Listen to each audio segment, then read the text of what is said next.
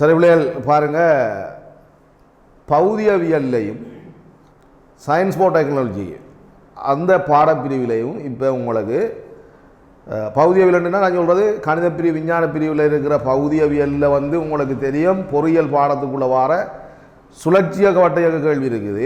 அதே பாடப்பிரிவு டெக்னாலஜி பிள்ளைகளுக்கு science for technology எடுக்கிற பிள்ளைகளுக்கும் அதே பாடப்பிரிவு அங்கே இருக்குது. அப்போ இதை ரெண்டு பாடப்பிரிவுக்கும் பொதுவாக இருக்கிறபடியாக அதில் ஒரு கேள்வியை பார்ப்போம்.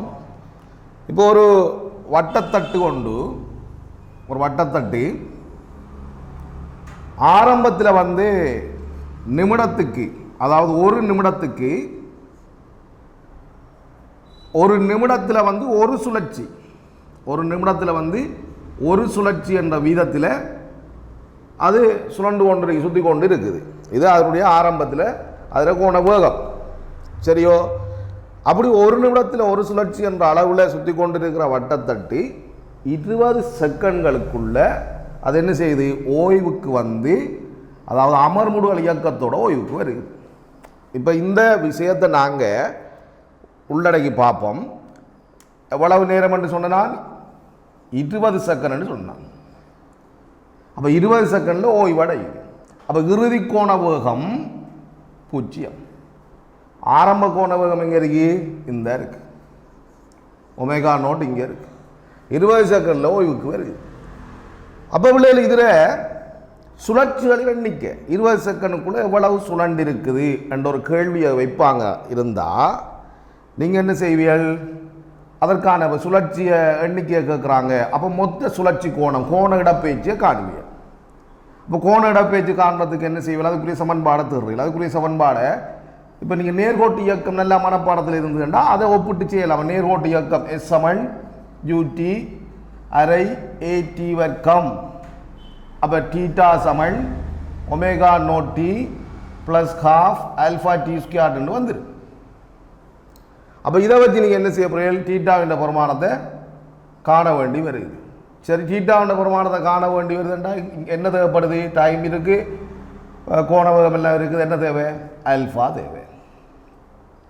அப்போ என்ன செய்யணும்? நீங்கள் ஆல்ஃபா காண வேணும். அப்போ ஆல்ஃபா காண்றதுக்கு என்ன செய்கிறீர்கள்? ஆல்ஃபான்றது கோண ஆர்முடுகள், என்ன கோண வேக மாற்றி வீதம். அப்போ கோண வேக மாற்றி வீதம் என்றால் ஒமேகா ஒமேகா நோட்டின் கீழ் அதற்கான நேர மாற்றம் டெல்டா டி. அப்போ உங்களுக்கு இது அமர்முடலான இயக்கம் தானே. அப்போ ஆல்ஃபா என்னத்தில் வரப்போகுது? ஒரு மைனஸ் பிரமாணத்தில் வரப்போகுது, மறைப்பிரமாணத்தில் வரப்போகுது. அப்போ நீங்கள் அந்த ஆல்ஃபா கண்டு தான் இங்கே பிரதியிட புறையல் அது மைனஸில் இருக்கும். அது அப்புறம் தீட்டா காண புறையல் அது மொத்த கோண இடப்பெயர்ச்சியும் உங்களுக்கு தரும். அந்த மொத்த கோண இடப்பெயர்ச்சியை நீங்கள் என்ன செய்யணும்? ஒரு சுழற்சிக்கான ரேடியன் 2π ரேடியனால் வகுத்தேல்னு சொன்னால் உங்களுக்கு சுழற்சிகளின் எண்ணிக்கை வரப்போகுது. இதுதான் பெரும்பான்மையாக எல்லாரும் செய்யக்கூடிய ஒரு செய்முறையாக இருக்குது. சரி, இதை எப்படி நாம் நேரத்தை சுருக்கிறது? பகுதி ஒன்றுக்கு வரக்குள்ள MCQவில் வரக்குள்ள நேரத்தை சுருக்கணும். இப்போ இதில் நாங்கள் இவ்வளோத்தையும் பிரதிட்டு வார நேரம் எங்களுக்கு ஒரு நேரம் கூடுதலாக போய்கொண்டு இருக்கு. அப்போ நேரத்தை சுருக்க வேணும்னு சொன்னால் இதுக்கு இன்னும் ஒரு முறையை நாங்கள் இதில் பயன்படுத்தலாம். FT graph. சில நேரம் உங்களுடைய ஆசிரியர்கள் சொல்லி தந்திருக்கலாம், அல்லது அறியாதாக்கள் அதை இன்றைக்கு இதை பயன்படுத்தி கொள்ளுங்க. FT graph. எஃப்ண்டா மீடுறல், அதை சுழற்சிகளின் எண்ணிக்கை இங்கே சொல்லப்பட்டு ஒரு நிமிடத்தில் ஒரு சுழற்சி. அப்போ மீடுறல் என்பது ஒரு செகண்டுக்கு தானே பார்ப்பாங்க. அப்போது ஒரு செகண்ட் ஏற்பட்ட சுழற்சிகளின் எண்ணிக்கை தானே. அப்போ ஒரு நிமிடம் என்ன?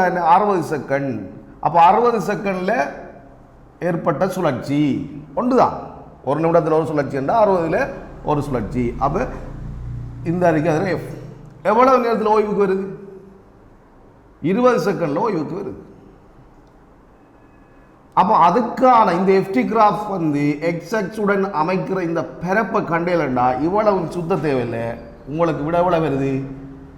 அரை தர அடி 20 தர செங்குத்துயரம் 1/60.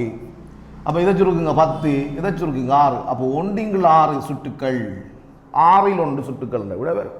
அப்போ இதில் போய் செய்து பாருங்க, இந்த விட உங்களுக்கு வரும். அப்போ இந்த இலகுவான முறையை நீங்கள் பயன்படுத்தி கொள்ளலாம்.